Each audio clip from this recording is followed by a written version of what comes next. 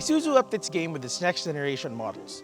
From the Spartan trucks of old, the Japanese car makers' offerings now promise a lot of comfort and bucket loads of tech. Case in point, the newly updated Isuzu MU-X.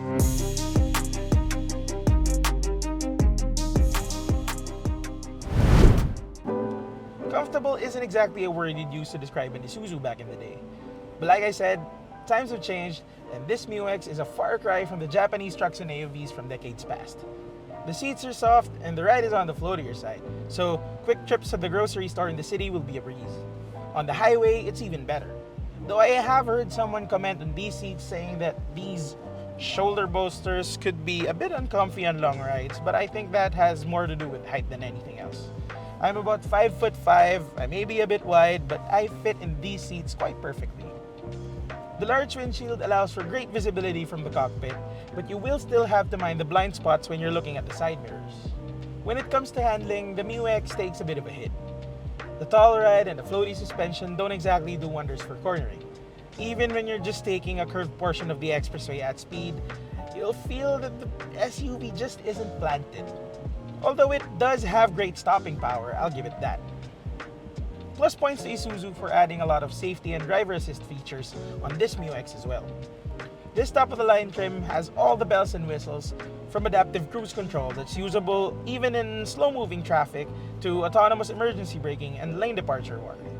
The last two features, though, can be pretty aggressive. Drive a bit too close to the car in front of you or miss flicking the turn signal stalk when you're changing lanes on the expressway, and you'll hear a loud beep that can be quite irritating.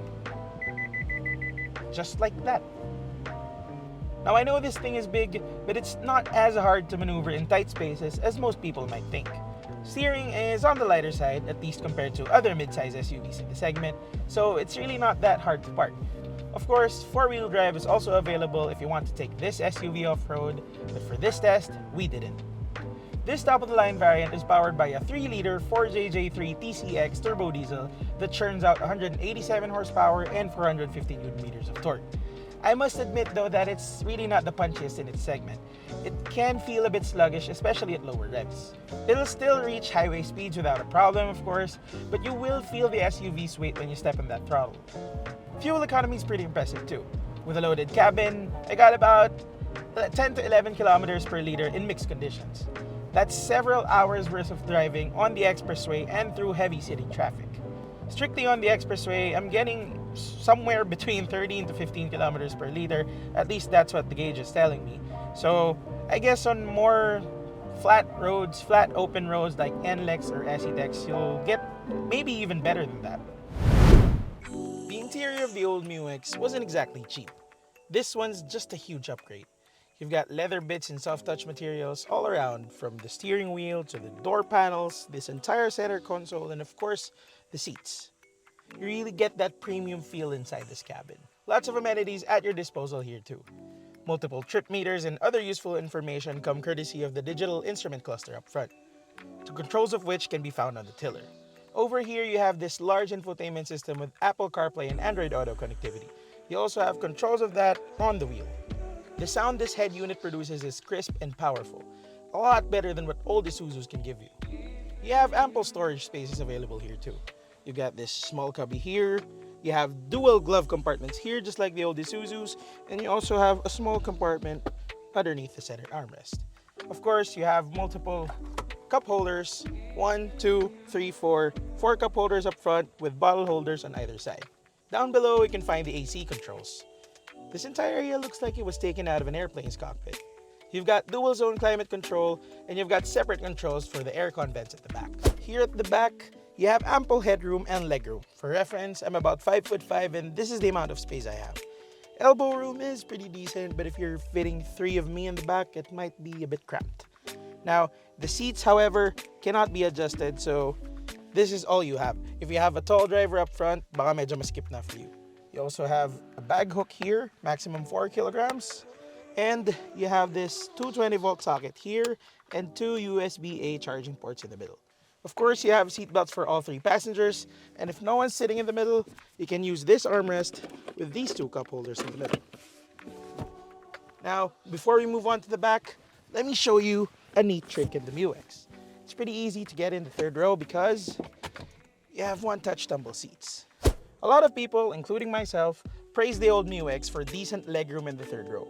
Here in the next generation model, it's the same story. 5'5" passenger like me can fit pretty nicely here at the back. Although I have to say, there's not a lot of headroom here, so somebody taller than me might have a hard time fitting himself in the back. Elbow room is pretty decent for the two passengers here. Now there are seat belts for both passengers and armrests on either side, both of which have a small cubby and a small cup holder. There are also two AC vents here at the back, but you do not get any charging ports whatsoever. Now, let's check out the trunk. The MU-X comes with a power liftgate. Charge pa pindot. Thank you. With the seats folded down, you're looking at this much cargo space. You can actually lie down here in the back, and it's pretty comfy if you ask me.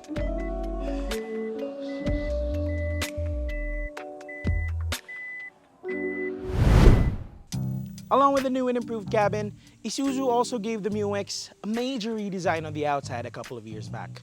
The old model started to look a bit vanilla over the years, and this one is a huge upgrade from that. Up front, the MU-X gets these aggressive-looking headlamps that match the equally aggressive-looking grille in the middle. In the recent update though, Isuzu didn't really change much up front or at the rear. What it did get though are these turbine wheels that look pretty sick. It also got new color options, and I like this Norwegian Blue finish in particular.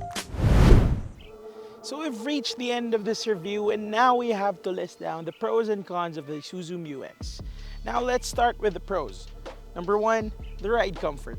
It's really something that not a lot of SUVs can promise you in this segment. Like I said, the seats are really soft and comfortable, the ride is really plush, and I wouldn't mind taking this on long rides out of town or just around the city in general.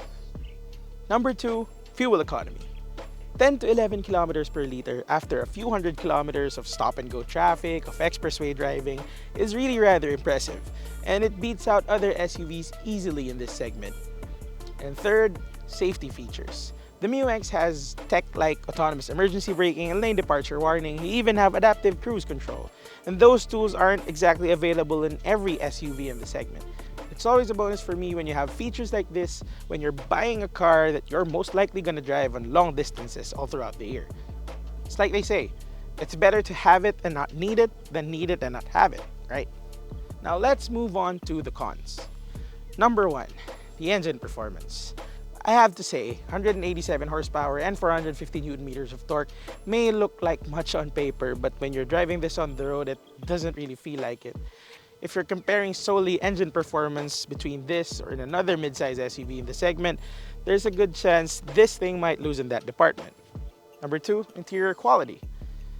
I said this was a bit more premium inside compared to the previous gen MU-X, but if you look at this compared with other midsize SUVs, well, it could use a bit more leather, a bit more soft touch materials, and I don't know, just a bit more luxury, I suppose. Third, and last but not the least, the price tag. The 4x4 LSE variant stickers for 2,505,000 pesos. Granted, it's only the four-wheel drive option in the MU-X range, but this price tag makes this one of the most expensive offerings in the segment. For reference, the Toyota Fortuner LTD stickers for 2,545,000 pesos, while the Ford Everest 4x4 Titanium Plus stickers for 2,525,000 pesos. So you tell me if this is worth the price tag. But if I were to give this a score out of 10, I'd give it a solid 8.5.